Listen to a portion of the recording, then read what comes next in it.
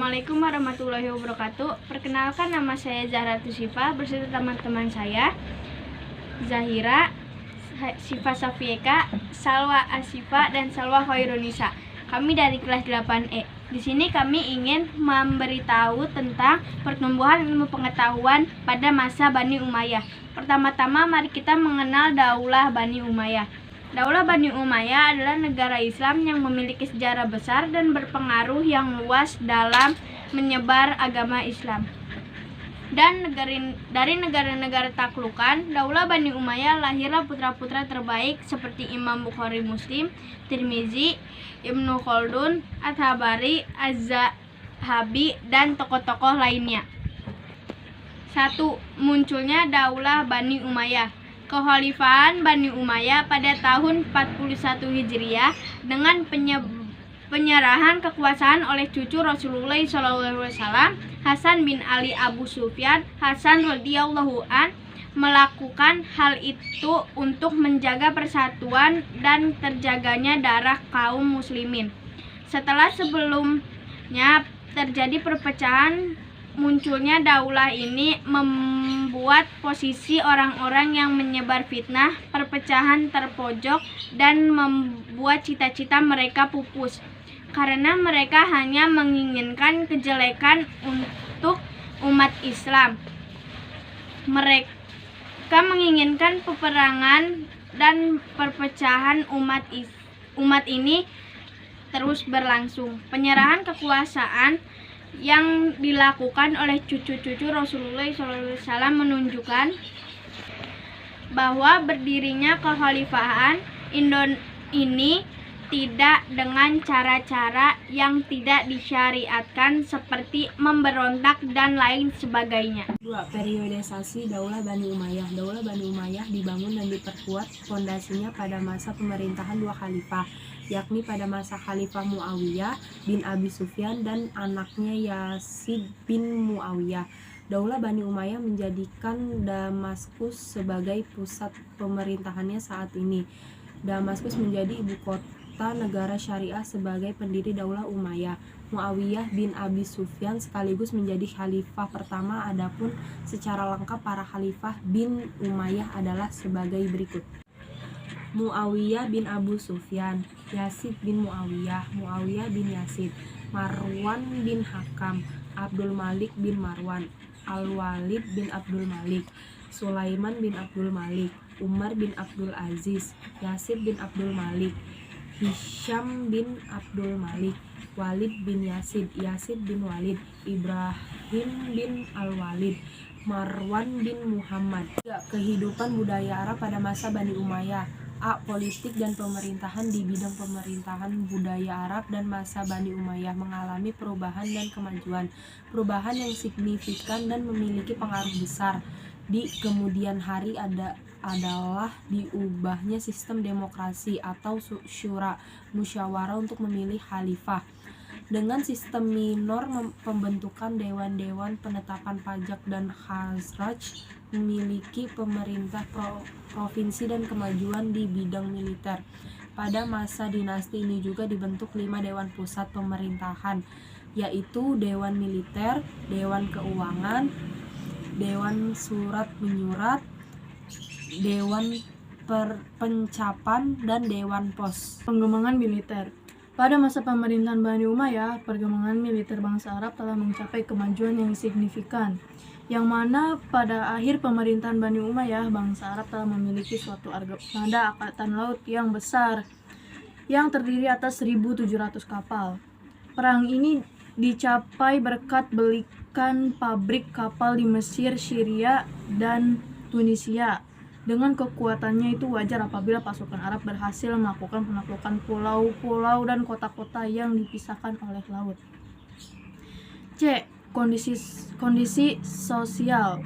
Pada Bani Umayyah ini mulai dikenal stratifikasi sosial menurut Philip K. Hitti. Rakyat di seluruh Imperium Arab terbagi dalam 4 macam golongan. Golongan pertama adalah golongan tertinggi, terdiri atas kaum muslimin yang memegang kekuasaan dikepalai oleh anggota-anggota istana dan kaum ningrat dari para penakluk Arab. Golongan kedua adalah golongan neo-muslim, kaum muslim baru, yang dengan keyakinan sendiri atau terpaksa memeluk Islam secara teori memiliki hak penuh dari kewarganegaraan Islam. Golongan ketiga adalah golongan mazhab memeluk agama-agama yang umum atau disebut dengan zimmi, yaitu Kristen, Yahudi, dan Saba, yang mengikat perjanjian dengan kaum muslimin. Mereka memiliki kemerdekaan beragama dengan jalan membayar pajak tanah atau uang kepala. Golongan keempat adalah golongan budak-budak. Meskipun perlakuan terhadap para budak telah diperbaiki, tetapi dalam praktiknya mereka tetap menjadi penduduk kelas rendah. D. Kemajuan pendidikan. Di bidang pendidikan, Bani Umayyah memberikan andil yang cukup signifikan bagi pengembangan budaya Arab pada masa-masa sesudahnya, terutama dalam pendidikan dan pengembangan ilmu-ilmu agama Islam, sastra, dan filsafat. Pada masa dinasti ini mulai dikembangkan cabang-cabang ilmu baru yang sebelumnya tidak diajarkan dalam pendidikan Arab. Perkembangan ilmu pengetahuan tersebut meliputi ilmu agama seperti Al-Quran, hadis, dan fikih. Proses pembuktian hadis terjadi pada masa Khalifah Umar bin Abdul Aziz. Sejak saat itu, hadis mengalami perkembangan pesat.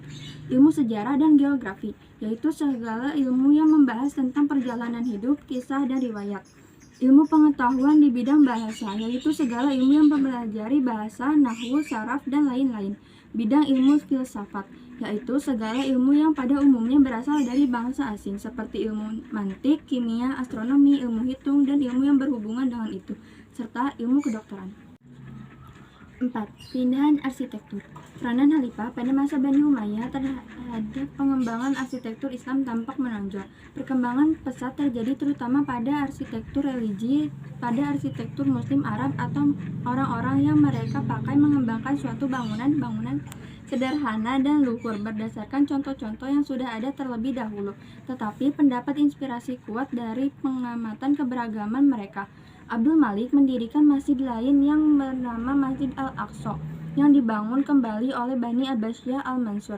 Pada sekitar awal abad ke-7, Walid bin Abdul Malik mendirikan Masjid Agung di Syria dan diberi nama menurut nama Bani Umayyah. Perkembangan arsitektur religi dengan demikian mencapai puncaknya pada bentuk dan arsitektur masjid-masjid. B. Ilmu pengetahuan dan ilmu muslimin pada masa Bani Umayyah. 1. Ilmu pengetahuan pada masa Bani Umayyah. Ilmu yang berkembang di zaman Bani Umayyah adalah ilmu syair, ilmu kimia, dan ilmu tahqiq.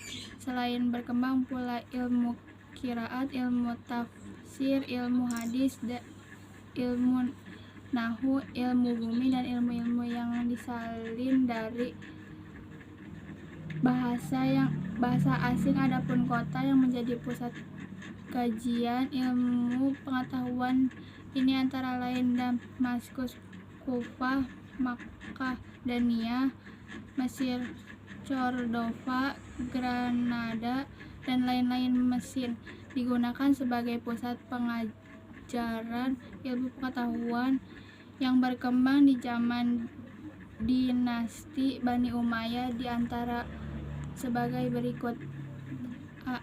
Ilmu syariat, yaitu ilmu-ilmu agama Islam seperti tarif Al-Quran dan sebagainya. B. Ilmu saniyah, yaitu ilmu yang perlu untuk memastikan bacaan Al-Quran, menafsirkan, dan memahaminya. C. Tarik yang meliputi tarik kaum muslimin dan segala perjuangannya, riwayat hidup pemimpin-pemimpin mereka, serta tarik umum, yaitu tarik mukanya bangsa yang lain. D. Ilmu qiraat tentang cara membaca Al-Quran. E. Ilmu tafsir, yaitu ilmu yang membahas tentang undang-undang dalam menafsirkan Al-Quran. F. Ilmu hadis, yaitu ilmu yang ditujukan untuk menjelaskan riwayat dan sanad hadis karena banyak hadis yang bukan berasal dari Rasulullah. G. Ilmu nahwu, yaitu ilmu yang menjelaskan cara membaca suatu kalimat di dalam berbagai posisi. H. Ilmu bumi al-Jugharifiya. Ilmu ini munculnya karena adanya kebutuhan kaum muslimin untuk keperluan menunaikan ibadah haji, menuntut ilmu, dan dakwah. 2.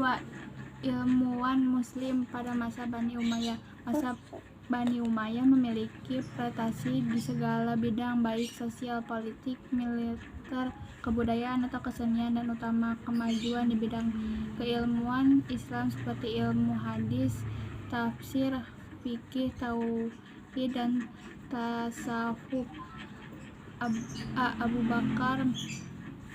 Bakar Muhammad dianggap hadis yang pertama pada masa pemerintahan Umar bin Abdul Aziz. Jejak Abu Bakar Muhammad diikuti oleh generasi di bawahnya, Imam Malik dengan penulis kumpulan buku hadis kenalan, dan Imam Syafi'i yang menulis Al-Musnad.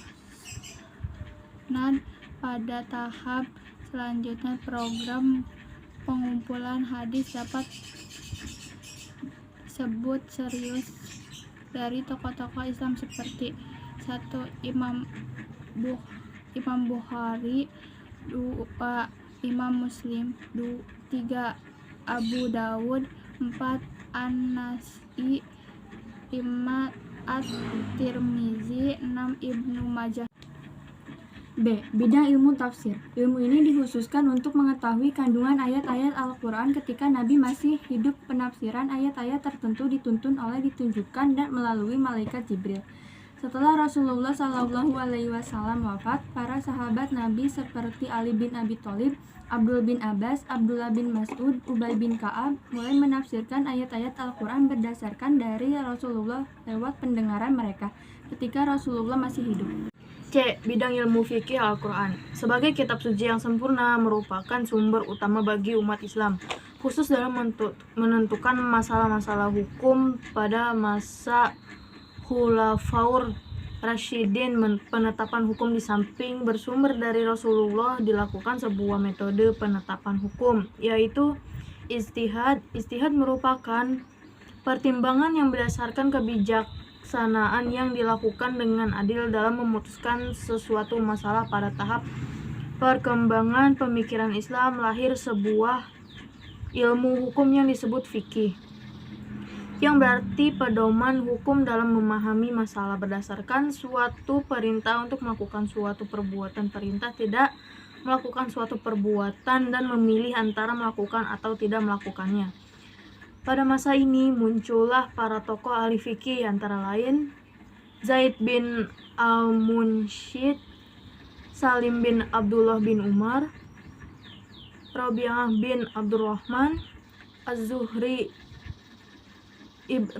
Ibrahim bin Nakhai, Al-Hasan Basri, Tawus bin Kaisan, Atta bin Robah, Su'aibi, Mahful. D.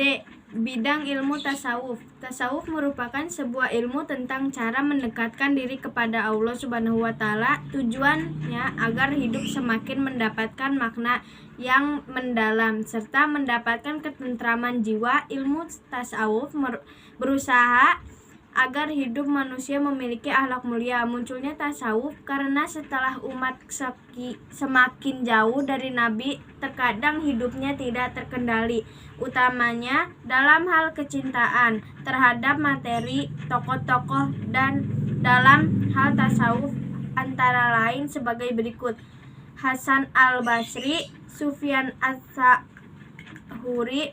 Rabi'ah al-Adawiyah, Ibrahim bin Adham. Sekian penjelasan dari kami.